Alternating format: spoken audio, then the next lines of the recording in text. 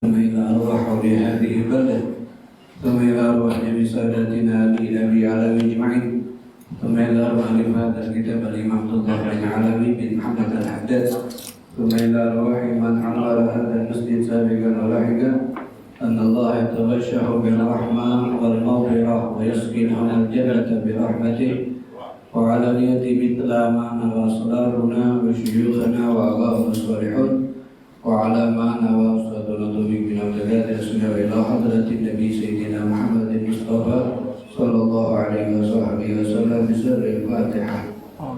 بسم الله الرحمن الرحيم. الحمد لله رب العالمين الرحمن الرحيم مالك يوم الدين إياك نعبد وإياك نستعين اهدنا الصراط المستقيم صراط الذين أنعمت عليهم غير المغضوب عليهم ولا الضالين. بسم الله الرحمن الرحيم. الحمد لله رب العالمين. اللهم صل وسلم على سيدنا ومولانا محمد وعلى آله وصحبه أجمعين. سبحانك لا علم لنا إلا ما علمتنا إنك أنت العليم الحكيم. لا إله إلا أنت سبحانك إني كنت من الظالمين. ولا حول ولا قوة إلا بالله العلي العظيم. أما بعد. الحمد لله. معاشر الحاضرين والإخوان rahimakumullah.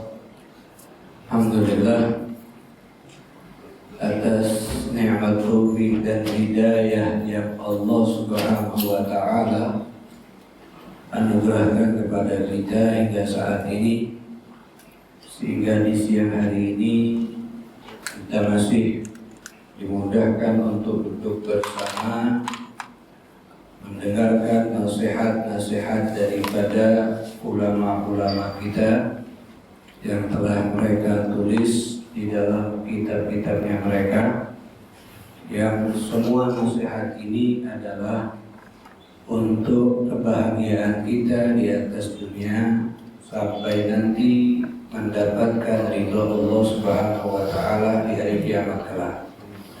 Mudah-mudahan ilmu yang kita pelajari dan sudah kita miliki, Allah jadikan ilmunya tersebut bermanfaat sehingga membuat kita semakin bertakwa, semakin takut kepada Allah, dan mudah-mudahan dengan ilmu tersebut amal ibadah yang kita lakukan diterima oleh Allah Subhanahu wa taala. Amin ya rabbal alamin. Ma'asyiral hadirin wal ikhwan rahimakumullah. Di dalam kitab yang kita baca setiap pertemuannya, yaitu kitab An-Nasaih Ad-Diniyah wal Wasaya Al-Imaniyah, kitab yang isinya nasihat-nasihat agama dan wasiat-wasiat keimanan. Di pertemuan yang lalu sudah kita selesaikan pembahasan daripada bab berzikir kepada Allah Subhanahu wa taala, yang di dalam kitab ini di bab zikir beliau tulis dengan permasalahan doa. Maka sekarang kita akan masuk ke dalam bab yang baru yang ada di dalam kitab ini, yaitu mabahatsu al-amri bil ma'rufi wan nahyi 'anil munkari. Pembahasan yang berkaitan dengan amar ma'ruf dan nahi munkar. Wa'alamu ma'asyiral ikhwan, ketahuilah wahai saudara-saudaraku, annal amra bil ma'rufi wan nahyi 'anil munkari min a'zami sya'airiddin. Sesungguhnya perbuatan amar ma'ruf, memerintahkan orang untuk melakukan kebaikan tanpa melihat yang wajib ataupun yang sunnah. Segala perbuatan yang dalam kacamata syariat adalah perbuatan ibadah, maka kita diperintahkan untuk menyuruh orang lain melakukannya. wan nahya 'anil munkar, dan mencegah, melarang daripada perbuatan munkar. Makna munkar adalah sesuatu yang dilarang oleh syariat, baik yang hukumnya halal ataupun tidak, itu makruh, baik yang sifatnya dosa besar ataupun dosa kecil. Kemunkaran ini bisa juga terjadi di dalam ibadah ataupun juga di dalam keseharian. Dan munkar ini bisa berhubungan dengan yang zahir, begitupun juga yang batin. Jadi kalimat munkar itu punya makna lebih luas. Kalau fahisyah itu hanya perbuatan yang termasuk kabair, perbuatan dosa besar. Tapi kalau munkar semua kesalahan, semua perbuatan dosa kecil ataupun besar, maka itu masuk dalam kategori munkar. Kalau kita melihat orang melakukan munkar, maka kita ada perintah untuk melarangnya atau mengingatkannya. Amar ma'ruf nahi munkar ini min a'dham sya'airiddin, termasuk paling besarnya syiar-syiar agama. Agama ini punya simbol. Paling besarnya simbol dalam agama ini adalah amar ma'ruf nahi munkar. Wa ahammil muhimmati 'alal mu'minin. Dan amar ma'ruf nahi munkar ini paling pentingnya dari suatu yang penting untuk dilakukan bagi orang mukmin. Semua kebaikan itu adalah hal yang penting. Semua ibadah, semua sifat yang terpuji adalah hal yang penting. Tapi paling penting untuk diperhatikan bagi orang mukmin adalah hal ini. Kenapa? Karena Allah Subhanahu wa taala telah memerintahkan hal ini di dalam kitab Al-Qur'an Al-Karim, dan juga Rasulullah Shallallahu Alaihi Wasallam telah menghimbau, menganjurkan, kemudian memberikan satu ancaman bagi yang meninggalkannya di dalam ahadits, di dalam hadis-hadisnya Nabi besar Muhammad Shallallahu Alaihi Wasallam. Nah, di dalam kitab ini Al-Imam Abdullah bin Ala al-Haddad pertama akan menyebutkan ayat-ayat Al-Qur'an Al-Karim yang di situ Allah memerintahkan kita untuk melakukan hal ini. Kita amar ma'ruf nahi munkar. Pertama ada di dalam surat Ali Imran ayat ke-104. Di situ Allah Subhanahu wa taala mengatakan wal takun minkum. Ini adalah kalimat perintah. Wal takun, jadilah kalian ummatun, dari sekelompok umat, yad'una ilal khairi, yang mengajak orang lain menuju kebaikan, wa ya'muruna bil ma'ruf, dan memerintahkan melakukan perbuatan ma'ruf, wa yanhauna 'anil munkar, dan mencegah daripada perbuatan munkar. Berarti Allah perintahkan itu. Tiga Allah perintahkan, jadilah seorang umat yad'una ilal khair, mengajak orang untuk melakukan kebaikan, ya'muruna bil ma'ruf wa yanhauna 'anil munkar. Setelah Allah sebutkan tiga perintah ini, di akhir ayat Allah mengatakan wa ulaika humul muflihun. Mereka itulah yang melaksanakan tiga hal ini, orang yang muflihun, akan menjadi orang yang beruntung kehidupan dunianya, beruntung kehidupan akhiratnya. Ini ayat yang pertama. Ayat yang kedua juga Allah sebutkan di dalam surat Ali Imran ayat ke-110. Di situ Allah mengatakan kuntum khaira ummatin.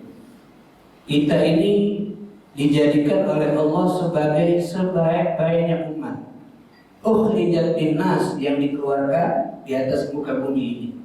Jadi semua umat nabi-nabi terdahulu sampai umat Nabi Muhammad, yang terbaik adalah umat Nabi Muhammad. Kita menjadi umat Nabi Muhammad itu sudah menjadi umat yang terbaik.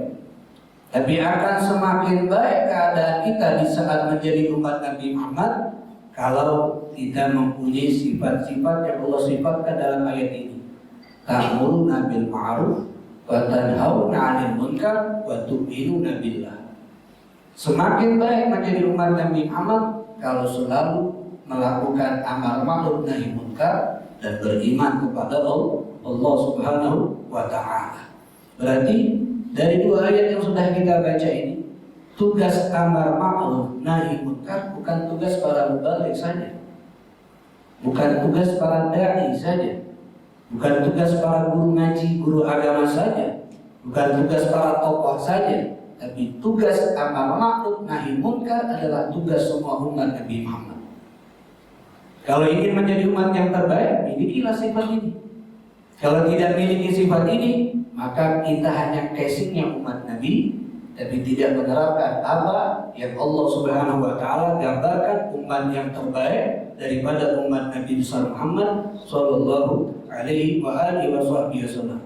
Mencegah kemunkaran bukan hanya di luar, di dalam rumah.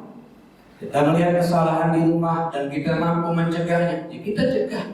Apalagi seorang suami yang menjadi pemimpin rumah tangga, seorang ayah yang menjadi pemimpin dalam rumah tangga, ya tidak boleh membiarkan kemungkaran terjadi sama anaknya, kemungkaran terjadi pada istrinya, kemungkaran terjadi pada keluarganya.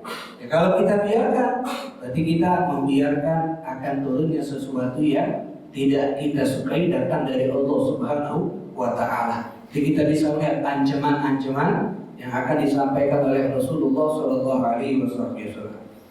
Kemudian ayat yang ketiga Allah sebutkan di dalam surat At-Taubah ayat ke-71. Allah berfirman, wal mu'minuna wal mu'minatu ba'duhum awliya'u ba'd.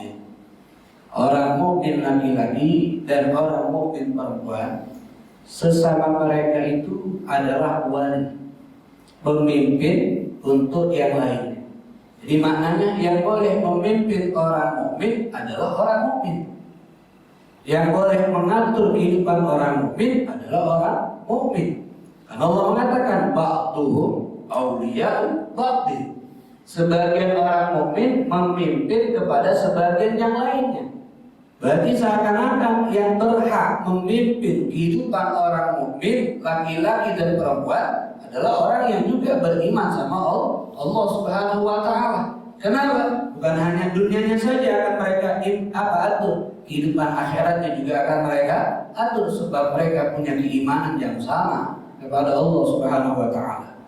Ya'muruna bil ma'ruf, dan orang mukmin kepada mukmin yang lain, selain mereka bisa memimpin satu dengan yang lainnya, mereka juga punya tugas kepada sesama mukmin. Ya'muruna bil ma'ruf, memerintahkan perbuatan baik, wa yanhauna 'anil munkar, mencegah dari kemunkaran, wa yuqimuna shalah, mendirikan salat, wa yu'tuna zakah, mengeluarkan zakat, wa yuti'una Allah wa rasulahu, taat sama Allah, taat dengan Rasulnya. Ulaika, mereka semua ini kata Allah, itu yang amar ma'ruf nahi munkar, yang sholat, yang zakat, yang patuh sama Allah dan Rasulnya, sayarhamuhumullah, mereka akan selalu dirahmati oleh Allah Subhanahu wa Ta'ala. Jadi siapa orang yang mendapatkan rahmat Allah dalam ini ayat? Yang menegakkan amar ma'ruf, yang menegakkan nahi munkar, yang mendirikan sholat, yang mengeluarkan zakat, yang patuh kepada Allah, yang patuh kepada Rasul. Mereka itulah orang yang mendapatkan rahmat Allah. Maka dari ayat ini ada seorang ulama mengatakan, man tamanna rahmatullah wa lam ta'mal khairan. Orang yang berangan-angan kepengen dapat rahmatnya Allah tapi tidak ada perbuatan baik yang dia lakukan. Sholat tidak dia kerjakan, zakat tidak dia keluarkan, tidak patuh sama Allah, tidak patuh sama Rasul, amar ma'ruf diabaikan, nahi munkar ditinggalkan. Kebaikan-kebaikan tidak dia kerjakan, tapi berharap rahmat Allah akan turun sama dia. Itu diibaratkan oleh ulama sama seperti orang yang berharap mendapatkan buah, tapi tidak pernah menanam bibit daripada pohon yang punya buah tersebut. Tiba-tiba keluar dari rumahnya, dari tanah yang ada di rumahnya, pohon langsung mempunyai buah, tapi dia belum pernah menanam bibit. Dia belum pernah menanam bibit daripada pohon tersebut sehingga pohon itu tumbuh dan mempunyai buah. Hanya berharap tiba-tiba datang buah tanpa ada bercocok tanam. Begitulah seseorang ingin mendapatkan rahmat Allah tapi tidak ada cocok tanam. Itu tidak ada kebaikan yang dia lakukan. Jauh akan dari rahmat Allah.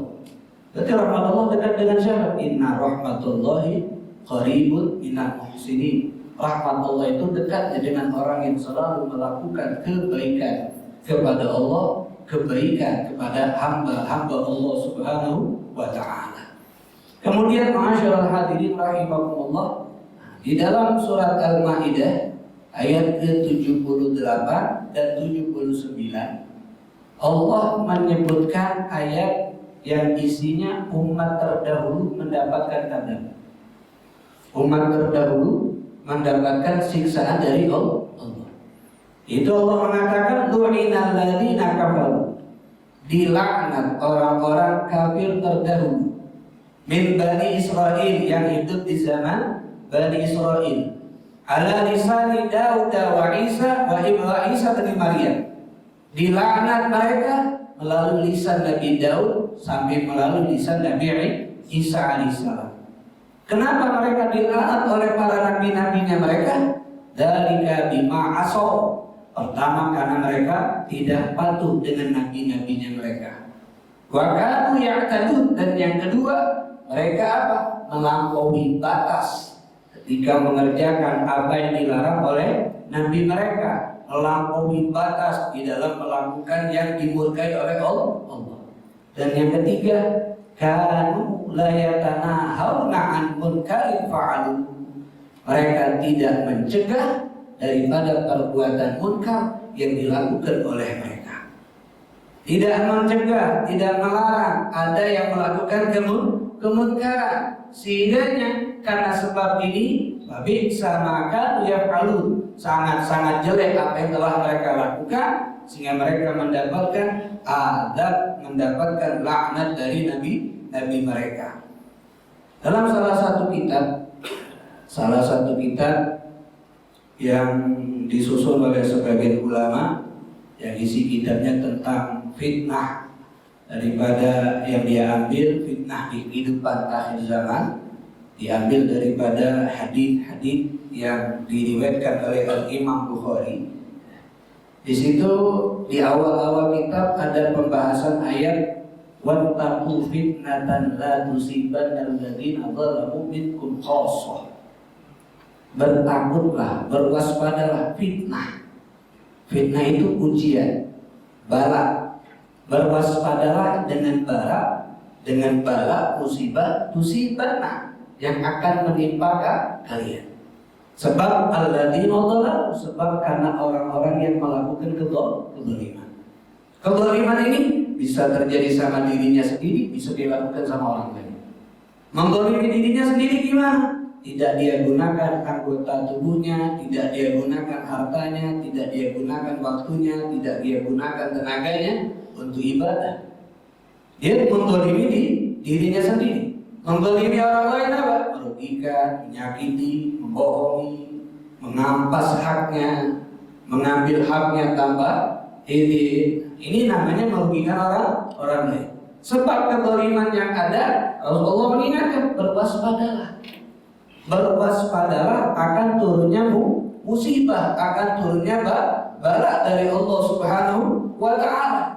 Sehingga dari itu ayat kata para ulama, bala itu turun. Kenapa? Karena ada yang melakukan kesalahan. Kemudian orang yang tahu ada orang lain melakukan kesalahan dari orang yang baiknya, dibiarkan kesalahan itu terjadi. Tidak dia cegah, tidak dia larang. Akhirnya itulah yang menjadi sebab Allah mengingatkan berwaspada. Kalau sudah ada kesalahan yang dilakukan, jangan sampai turun musibah. Yang tahu kesalahan itu cegah. Jangan dibiarkan, jangan didiamkan. Kalau sudah didiamkan, akhirnya apa? Di situ akan turun apa yang dibenci oleh kita, itu bala dan musibah dari Allah Subhanahu wa ta'ala. Itu Allah katakan kanu la yatanahawna bi 'anil munkar. Salah satu umat terdahulu Bani Israil dapat laknat para nabi karena mereka tidak mencegah dari kemunkaran. Mereka tahu ada yang salah tapi mereka biarkan kesalahan tersebut terjadi. Tapi apalagi mereka beralasan, ya mereka punya tanggungan sendiri nanti di hadapan Allah. Kebanyakan orang yang melihat kemunkaran dan dibiarkan, ya karena begitu alasannya. Mereka sudah besar, mereka tahu resikonya, kalau berbuat salah akan tanggung sendiri nanti di hadapan Allah Subhanahu wa taala, akan mendapatkan siksaan dari Allah Subhanahu wa taala. Ya, pernah ada seseorang dia berkata, apa sih keuntungan kita harus mencegah orang yang melakukan kemunkaran, padahal orang yang melakukan kemungkaran tadi kalau dicegah tidak mau berubah, dia tidak mau sadar, tidak punya rasa takut. Kita kasih adab Allah, kalau kau begini maka dapat ini, dia tidak takut. Yang ada dia semakin berani melakukan perbuatan dosa. Kenapa? Kalau sudah kita kasih tahu dia tidak takut, kenapa kita harus masih memberitahu? Jawabannya begitu lama. Alaika an tabtulas sabab. Tugas kita keluarkan sebab yang Allah perintahkan. Wa ta'tadil amr, dan kerjakan perintah Allah. Wa ta'al ma amarta bihi, dan lakukan apa yang Allah perintahkan sama kamu. Wa nata'id biyadillah. Masalah orang itu berubah atau tidak, itu Allah yang mengatur. Jadi bukan berarti sudahlah, tidak bakal baca berubah itu. Berarti kita seakan-akan sudah pasrah, tapi belum melakukan sebab. Sebab itu tugas kita untuk mengerjakan. Masalah musabbib yang menyebabkan orang tersebut berubah atau tidak, itu kekuasaan Allah. Itu kekuasaan Allah Subhanahu wa ta'ala. Oleh sebab itu Allah Subhanahu wa ta'ala katakan di dalam surat Al-A'raf ayat ke-164, wa idh qalat ummatun minhum, ketika satu kelompok umat dari mereka berkata, lima ta'iduna qauman, kenapa kita harus menasihati satu kaum? Allahu muhlikuhum aw mu'adzibahum, sedangkan Allah akan menyiksa mereka, sedangkan Allah akan menghancurkan mereka adzaban syadidah, dengan azab yang hebat. Qalu ma'dziratan ila rabbikum, maka mereka akan mengatakan, ini sudah satu alasan bagi kami untuk meninggalkan, untuk tidak mengingatkan mereka. Kenapa? Mereka bakal diazab, mereka bakal disiksa oleh Allah Subhanahu wa ta'ala. Ketika ini ayat turun, para ulama mentafsirkan ini ayat adalah aqallul ahwal, paling sedikitnya keadaan kita. Kalaupun melihat ada orang yang memang kalau kita katakan dia pasti mendapatkan azab karena dosanya dia, sehingga kita katakan sudahlah dia azab, sehingga kita tidak mau lakukan mencegah dari kemungkaran. Ini adalah satu hal yang salah. Yang semestinya kata mereka adalah bara'atul zimmati, tugas kita bebaskan tanggungan kita sama dia. Apa bebas tanggungan kita? Memberitahu. Dengan kita mengingatkan, dengan kita memberitahu, sudah melepaskan tanggungan kita kepada sesama hamba Allah Subhanahu wa ta'ala, kepada sesama orang yang beriman kepada Allah. Ketika kita mengerjakan apa yang Allah perintahkan, amar ma'ruf nahi munkar, maka dengan sebab itu kita telah menjauhkan dari apa yang tidak disukai oleh Allah Subhanahu wa ta'ala. Jadi hal-hal seperti ini bukan dijadikan satu alasan. Nanti para ulama kita mengajarkan betapa pentingnya amar ma'ruf nahi munkar itu ya tidak harus kepada orang banyak, orang yang dekat dengan kita dulu, orang yang dekat dengan kita terlebih dahulu. Seperti melihat ada orang belum sholat, kira seakan-akan sudahlah urusan dia, yo dewe udah sholat, tanggung dewe kali dia kiamat. Padahal gitu bisa membangun dia yang lagi tidur, misalnya subuh. Besok kan kita bangun, bangun. Masalah dia tidak mau bangun, itu urusan dia baru sama Allah. Tugas itu sudah menjalankan apa yang Allah perintahkan, amar ma'ruf nahi munkar, dan itu sudah membebaskan tanggungan kita akan tugas ini. Tapi kalau sudahlah besar itu dosanya tanggung dewek kan gitu. Termasuk sama anak-anak kita kadang sebagai orang tua, siap semalam tidur dalam, biarlah kami bangun dulu. Nah kadang-kadang kita tidak membangun, tapi kita lupa kalau kita telah meninggalkan apa yang Allah perintahkan dan tidak membebaskan tanggungan kita. Bangun dulu, masalahnya tidak mau bangun itu baru tanggungan dia sama Allah. Bukan sebelum kita bangun ini baru kita ngomong tanggungan dia sama Allah. Kaki dia nuntut kaki dia hari kiamat. Ya Allah dia tahu aku belum bangun tapi dia dibangunin. Maka sampai dalam permasalahan sholat kata para ulama, kalau kita melihat orang sholat salah, wajib kita kasih tahu. Tapi masalah cari kasih tahunya nanti. Itu dalam etika mengasih tahunya nanti. Tapi kalau memberitahu wajib. Orang misalnya auratnya kelihatan ketika sholat, kita ada di sampingnya, kita ada di belakangnya, wajib kasih tahu. Kenapa? Ini munkar. Apa munkar? Sholatnya tidak sah. Sebab terlihat aurat. Orang yang dalam sholat di celah di kakinya ada najis, wajib dikasih tahu. Perkara dikasih tahu orang tersebut menerima atau tidak, itu natijah biyadillah. Hasilnya di tangan Allah. Tapi tugas kita adalah taf'alus sabab, mengerjakan sebab itu menegakkan amar ma'ruf nahi munkar. Ketika itu kita sudah membebaskan tanggungan. Nanti kalau dia menuntut di hari kiamat, ya Allah, aku salah, tapi ada orang tahu, tapi tidak dikasih tahu, kita kan bisa jawab. Aku sudah memberitahu ya Allah, tapi dia tidak mau. Tapi kalau kita biarkan, dia tahu ya Allah, tapi tidak dikasih tahu aku. Akhirnya kita yang mau selamat karena amal kita dituntut oleh mereka nanti di hadapan Allah Subhanahu wa Ta'ala. Nah, ini jangan disepelekan, sebab kaitannya nanti. Semuanya akan menuntut semuanya di hadapan Allah Subhanahu wa Ta'ala. Maka itu Rasulullah mengatakan kullukum ra'in wa kullu ra'in mas'ulun an ra'iyati. Setiap kita ini memimpin paling kecil memimpin badan sendiri. Itu paling kecil pemimpin. Kalau yang punya istri, ya pemimpin keluarganya. Punya anak, pemimpin anaknya. Yang punya usaha, pemimpin karyawan. Semuanya pemimpin. Dan setiap apa yang kita pimpin akan diminta pertanggungjawaban. Dan semuanya akan menuntut kita di hadapan Allah Subhanahu wa Ta'ala. Kalau tuntutan di atas dunia masih bisa kita akalkan untuk selamat, tapi tuntutan di hari kiamat di hadapan ahkamul hakimin, maha raja dari semua maharaja, maha hakim dari semua hakim itu Allah Subhanahu wa Ta'ala. Alaihissallahu bi ahkamil hakimin. Bukankah Allah maha hakim daripada semua hakim? Apa caranya? Kan dalam hadis Rasulullah mengatakan man ra'a minkum munkaran, yang melihat kemunkaran, yang pertama merubahnya dengan apa? Falyughayyirhu biyadihi, rubah dengan tangan. Siapa yang merubah dengan tangan? Yang punya kekuasaan, yang punya wewenang. Ayah punya kekuasaan sama anaknya. Suami punya kekuasaan kepada istrinya. Kalau melihat kemunkaran dilakukan oleh seorang istri, melihat kemunkaran dilakukan oleh seorang anak, ayah punya hak untuk menghilangkan kemungkaran itu dengan tangannya. Kemungkaran apa yang dilakukan? Mohon maaf, bisa anaknya melihat porno, ambil handphonenya. Ambil handphonenya. Jangan dibiarkan ada bersama dia. Oh jahat kita merampasannya. Tidak, justru kita punya hak menyelamatkan dia. Falyughayyirhu biyadihi, dengan tangan.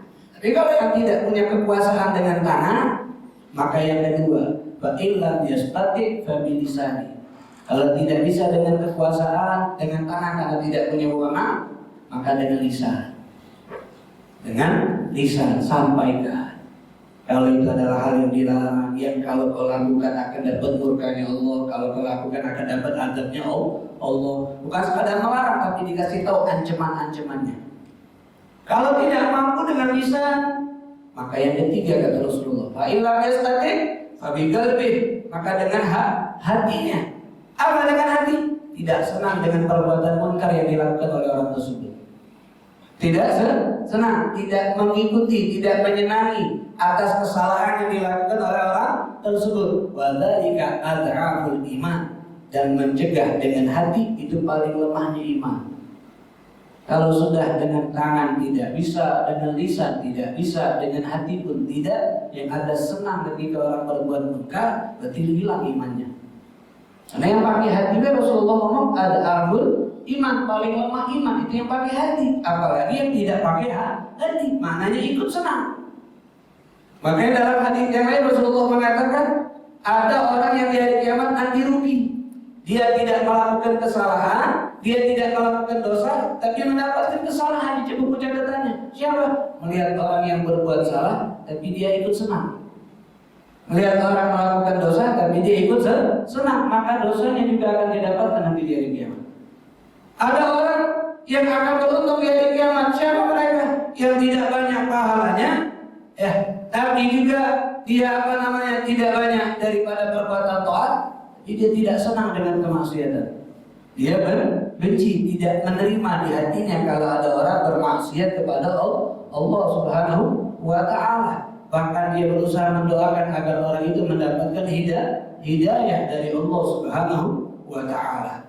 Dan apa yang disampaikan oleh Rasulullah ini adalah satu hal yang sangat penting untuk diperhatikan. Kenapa? Di sini Nabi Muhammad mengatakan begini.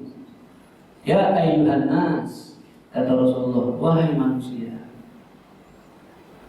muru bil ma'ruf wa nahu 'anil munkar. Perintahkanlah orang melakukan hal yang baik, laranglah orang melakukan perbuatan yang munkar. Min qabli an tad'u fala yustajaba lakum.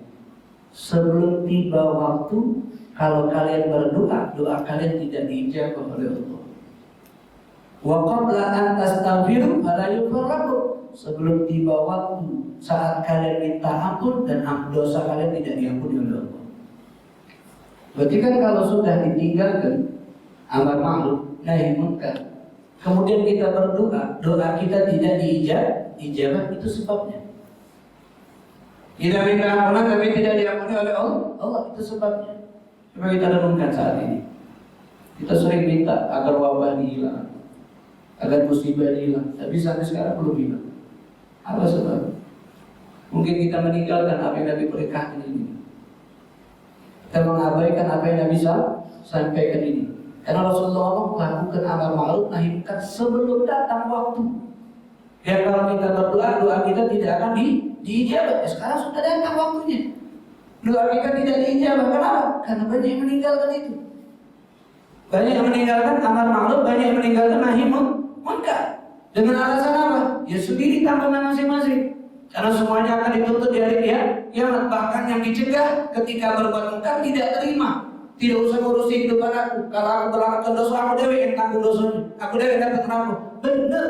Kalau dia berbuat dosa, dia akan tanggung sendiri. Tapi kita yang memilihannya, tapi tidak mencegah, itu juga akan dapat satu kerugian dari Allah.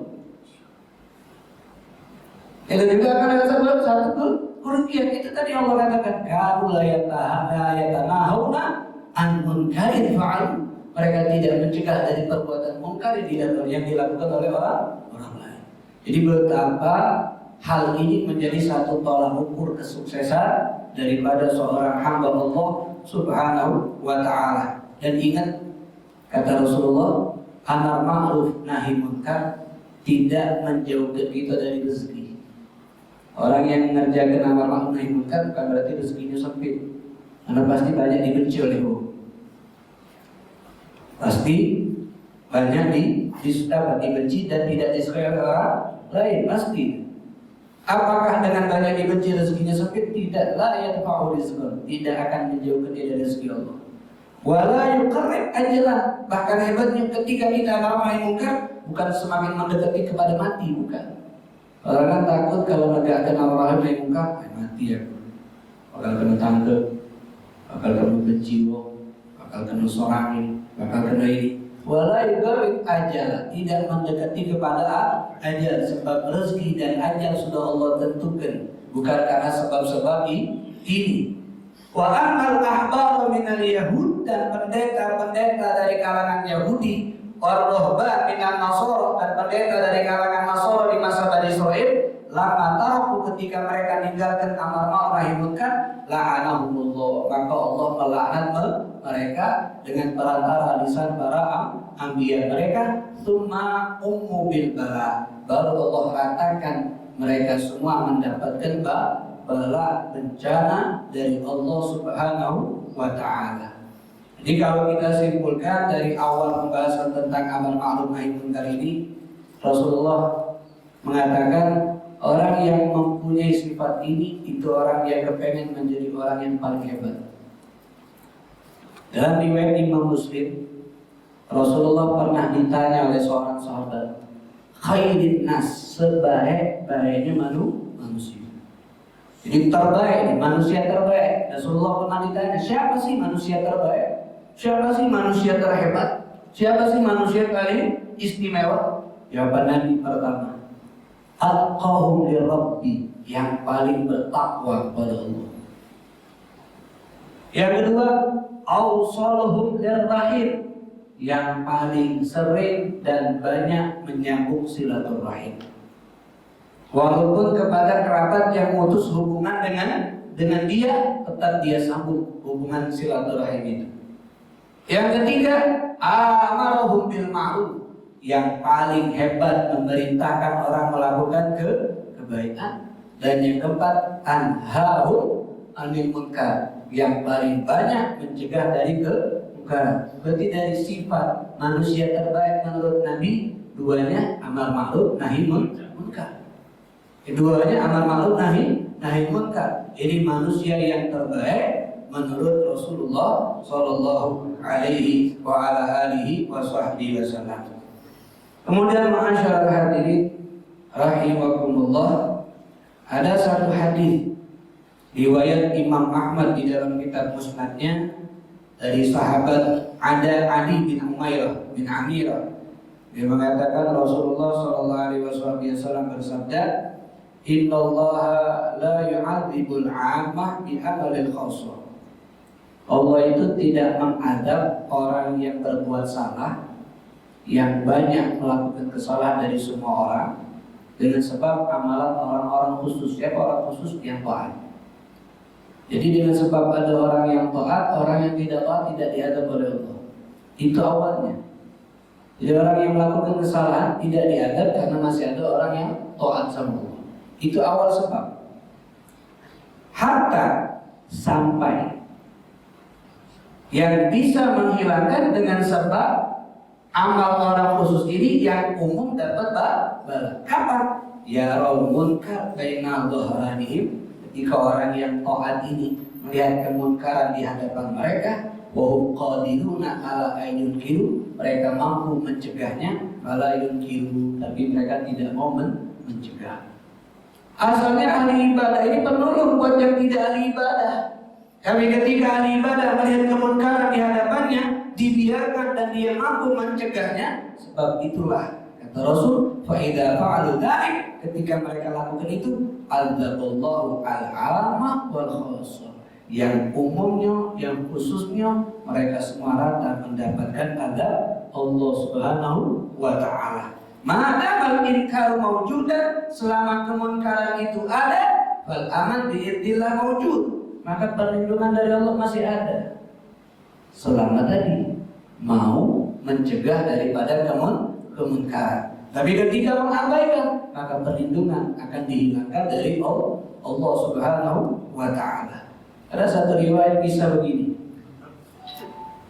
Al-Imam Abu Yazid Al-Bustami, Imam Abu Yazid Al-Bustami, beliau tuh mimpi. Dalam mimpinya dia disuruh menemui satu orang, yang mana orang tersebut dalam mimpinya akan menjadi teman dia di surga. Bangun dari tidur, kaget dia, sehingga pergi ke tempat yang disebut ke dalam mimpi tadi. Lumayan jauh perjalanan itu, beda kota. Sampai di kota tujuan, dia menanya sama masyarakat sekitar nama orang yang disuruh cari dalam mimpi tadi. Sampai dia nanya, atau masyarakat sekitar karena terkenal ini Al-Imam Abu Yazid Al-Bustami, seorang ulama besar. Buat apa wahai imam kau mencari wong itu? Wong yang tidak baik, wong yang bukan taat sama Allah. Buat apa kau mencari dia? Sehingga Imam Abu Yazid Al-Bustami sempat terpengaruh awalnya dengan omongan masyarakat. Akhirnya Imam Abu Yazid Al-Bustami putar balik. Di tengah jalan mikir, ini kan aku baru dapat info dari wong, belum lihat pasti. Apakah benar yang diomongin oleh masyarakat tentang begitu? Akhirnya dia balik lagi, nanya sama masyarakat, di mana tempat tinggal? Sudah, wahai imam, tidak usah kau ketemu, tidak bagus suruhnya. Tidak, di mana tempatnya? Akhirnya kasih tahu, di situ tempatnya. Berangkat dari Imam Yazid Al-Bustami. Dia mendapatkan ada satu rumah kecil. Di dalam rumah tadi ada 40 orang duduk keliling. Di tengah-tengahnya ada satu orang tua. 40 orang yang keliling ini semuanya megang botol minuman keras. Sehingga setelah melihat dari luar, di situ Imam Yazid Al-Bustami, benar kata masyarakat, uangnya tidak naik. Kenapa? Karena tadi 40 orang yang ada di depan dia megang botol kan. Akhirnya berkata Imam Yazid Al-Bustami, sudah aku balik. Masa orang yang ini jadi teman aku di surga? Tidak mungkin kan? Teman surga orang yang jauh dari Allah. Setelah Imam Abu Yazid Al-Bustami mau balik ke badan untuk jalan balik, dari dalam rumah itu ada suara, wahai Yazid Al-Bustami, kau kan nyai aku, datang jauh-jauh dari kota kamu untuk nyai aku. Masuk dulu ke sini. Aku inilah orang yang awal cari yang akan menjadi temanmu di surga. Kejut Imam Yazid. Dari mana dia tahu? Aku kan belum ngomong. Aku kan belum ngomong sama dia. Dari mana dia tahu kalau aku mencari dia, yang dia akan menjadi teman aku di surga? Akhirnya, dari mana kau tahu? Tidak usah kau banyak tanya, duduk ke sini. Akhirnya masuk Imam Yazid Al-Bustami. Sampai di ruangan itu. Kenapa? Kau kaget dengan apa yang aku sampaikan? Aku benar akan menjadi orang yang menjadi tanda apa temanmu di surga.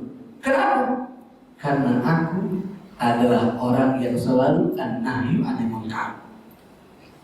Dulu di tempat ini ratusan orang yang semuanya megang botol. Tapi aku usaha aku untuk merubah keadaan mereka, meninggalkan hal tersebut. Alhamdulillah mereka dapat hidayah sehingga mereka banyak meninggalkan hal itu. Tinggal ketemu wong ini be. Nah kalau kau pengen betul-betul jadi penghuni surga, ayo kau dakwah ke dia. Kau kasih tahu mereka dan suruh mereka meninggalkan hal tersebut, maka kau akan menjadi teman aku, betul-betul menjadi pendamping aku di surganya Allah Subhanahu wa Ta'ala. Berarti kan hal yang seperti ini kan menjadi orang hebat. Kenapa? Amar ma'ruf nahi munkar. Kalau tidak bisa secara langsung, paling tidak support yang sedang amar ma'ruf, support yang sedang nahi munkar. Biar kita ada ikut andil dari sifat tersebut yang digambarkan oleh Allah, yang disediakan oleh Rasulullah Shallallahu Alaihi Wasallam. Dan di kitab ini kita akan jelaskan bagaimana caranya melakukan itu semuanya. Ya insya Allah kita akan baca di waktu yang akan datang. Wallahu ta'ala alam bishawab. Bismillahirrahmanirrahim.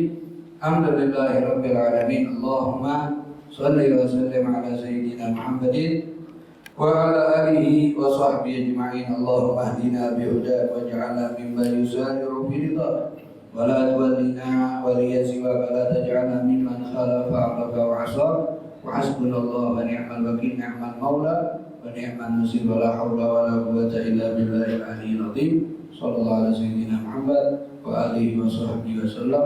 الحمد لله رب العالمين.